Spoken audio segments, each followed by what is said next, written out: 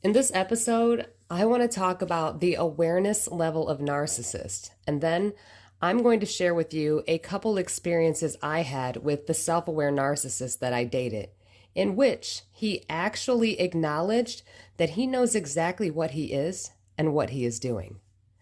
People are always asking me if the narcissist is aware of what they are doing. Well, of course they're aware. They may not know they are a narcissist, but they do know that they are being manipulative, and they know that they go out of their way to pick certain people to abuse and use as garbage cans to hold all their self-hatred and inner wounds from childhood. I mean, that's why the narcissist is so tactical at making sure they abuse people in private and then act like a victim in public to everyone else. I mean, narcissists go out of their way to turn people against their victims.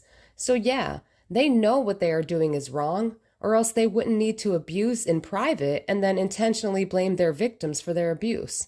And yes, narcissists actually blame their victims for their destructive and abusive behaviors.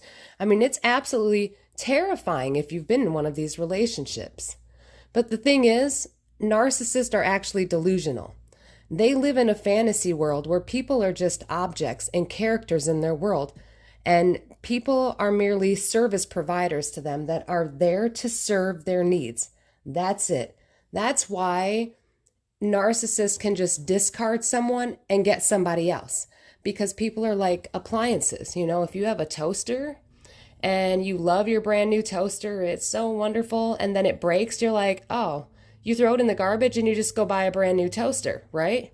That's how narcissists view people, like appliances. They're objects. And once you are broken and no longer shiny and new, or you cannot provide them with the services you once could, they discard you and they go find a new toaster.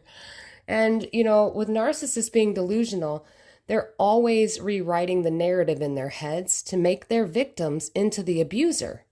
And one of the biggest problems with holding the narcissist accountable when they start doing this stuff is the fact that they intentionally surround themselves with people just as dysfunctional as them in order to normalize their behavior and convince themselves that what they're doing is okay and it must be their victim that's the dysfunctional one. And you know, narcissists absolutely need enablers, or AKA flying monkeys, to buy what they are selling, so that way when their victim finally figures out what's going on and attempts to reach out to people or tell people what is happening, then no one believes the victim, because the narcissist has intentionally smeared the victim's name and told everybody, you know, the narcissist tells everybody that their victim is doing to them what they're actually doing to their victim. It is such a distorted world that the narcissist lives in.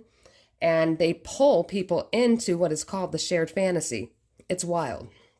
And then narcissists intentionally isolate their victims just to make sure they never get exposed. So yes, they are aware of what they're doing. They just don't see anything wrong with it as long as no one finds out.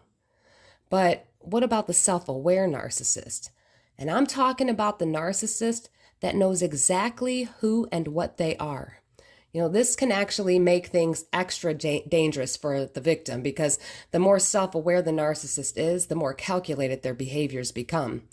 You know, when the narcissist becomes self-aware, they can either choose to try and control their behaviors and get help to suppress their anger instead of projecting it onto other people, or they can choose to use it to their advantage to be even more manipulative and abusive. Now, this is obviously a real talk episode, so this is where I'm going to share my experiences with you about dealing with a self-aware narcissist. Now, that man that I dated, ooh-wee, oh my goodness, he knew exactly what he was. Well, he knows exactly what he is. And he actually made the comment to me when I told him that I thought he was a narcissist and that I was going to figure out all his nonsense. I told him, I said, I don't know what's going on here, but I'm going to figure this out, because I'm telling you, you're a narcissist. And I'll get to how I even got to the narcissist point in a minute. But he actually laughed at me and he said, that's okay, because narcissists always win. It was at that moment, I mean, that the way it chilled me to the core, because at that moment, I knew that man knew more about narcissists than I did. And the funny thing, I had never even thought about the word narcissist until the woman that he was living the double life with behind my back, she's actually the one that said to me, "You can have him. He's a narcissist." And well, wouldn't you know, she was spot on. And I mean SPOT on. But what bothers me though, is that woman knows what he is. And instead of speaking up and telling people the truth, she had more fun watching me get abused, watching me fall apart and losing my mind because I was so trauma bonded. And instead of helping me and speaking about the truth, she's still holding some strange grudge against me because they broke up and he went back to me. And you know, it's not like I felt good about that. I was so embarrassed and ashamed. Oh, I was so embarrassed and ashamed. And at that time, I had no idea that the reason I kept going back was because I was trauma bonded. I just knew that it was the most mentally and physically painful experience I had ever gone through. And you know, I still don't think that woman understands how terrible trauma bonding is and what it does to the mental state of a person, because I couldn't even tell the difference between up and down. And all she saw was me being a mess, and then she called me weak for going back to him. And you know, she could have helped me. If she was any kind of decent woman, she would have told people the truth, especially since she claimed she was so strong compared to me. And you know, she was 50 years old at the time and he was 38. So it amazes me how people would rather watch someone get abused and bullied than stand up and tell the truth and help. But hey, you know what? That's okay. I did it all by myself, and now I have written an absolutely fascinating series of books to help educate other people on narcissistic abuse and the psychological manipulation tactics narcissists, sociopaths, and psychopaths use. By the way, my research will be available on ebooks very, very soon. Which actually brings me to my final example of how the man I dated is fully aware of what he is, and actually how he believes he is entitled to half the proceeds of the money I make off my research and book sales. Oh yes, you heard me correctly. That man, Mr. Narcissist, that made everyone in his life believe I was crazy and abusive, actually wrote to me and said, "I believe I deserve half the proceeds from your book."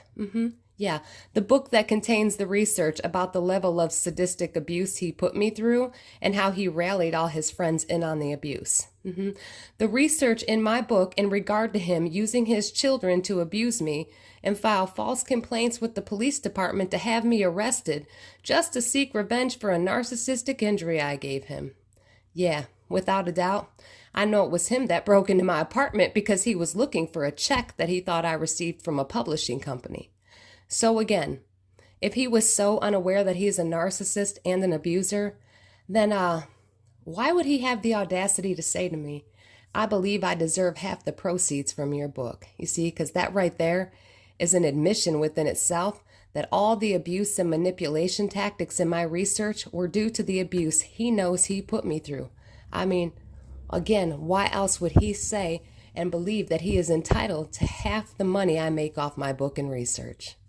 So, yes, narcissists know what they're doing. Some may not know they're narcissists, and because of their shame and the fact that they are delusional, they rewrite the narrative. They rewrite the narrative so that they never have to own up to what they did.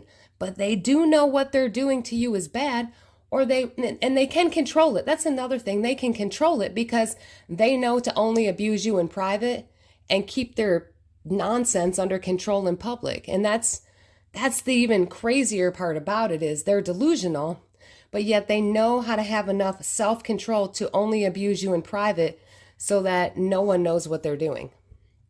And that makes it extra spooky. That's what's really scary about the whole thing. So anyway, I hope, again, I don't know if you enjoyed this, but it's a little entertaining. This topic's different. And I really appreciate everyone that has supported me on this journey. Thank you for listening. If you're on TikTok, you can find me on TikTok as well. Username at Danielle Jolie, just like here on YouTube. And I just want to say thank you again. I appreciate all the support.